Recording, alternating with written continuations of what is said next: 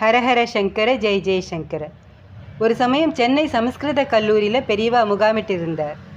அந்த சமயத்தில் பெரியவா 1,00,000 தடவை ஸ்ரீராம ஜெயம் எழுதினா தங்க காசும், 12,500 தடவை ஸ்ரீராம ஜெயம் எழுதி கொடுத்தா வெள்ளி காசும் எல்லாருக்கும் கொடுத்துட்டுருந்தார்.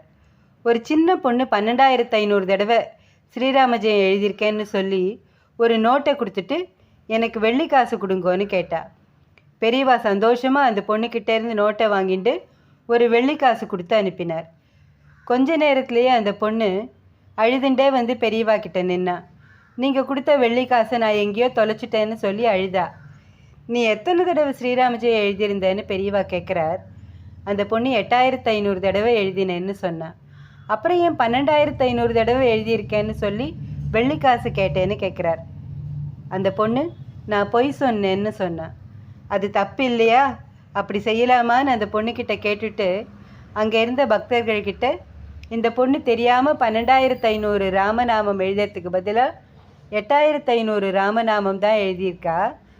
இதில் மேற்கொண்டு 4,000 தடவை யாராவது எழுதி சரி பண்ண முடியுமான்னு பெரியவா கேட்குறார். ஒருத்தர் நான் எழுதுறேன்னு முன்னாடி வந்தார். அங்கேயே அவருக்கு பேப்பர் பேனாலாம் கொடுத்து மீதி 4,000 ராமநாமத்தை எழுதி முடிக்க வச்சுட்டார். அதுக்கப்புறம் அந்த சிறுமிக்கிட்ட 12,500 நாமா எழுதியிருக்கேன்னு பொய் சொல்லி வெள்ளி காசு கேட்டது தப்பு தான். ஆனால் அதுக்கப்புறம் 8,500 தடவை தான் எழுதியிருக்கேன்னு உண்மையை சொன்னதுனால இவங்கள வச்சு மீதியை எழுதிட்டேன்.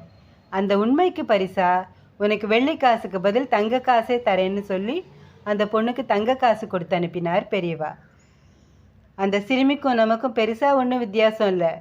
சில நேரங்களில் சுயநலத்துக்கு சபலப்பட்டு நாம் கூட தர்மத்துக்கு புறம்பான சில காரியங்களை எல்லாம் செய்கிறோம்.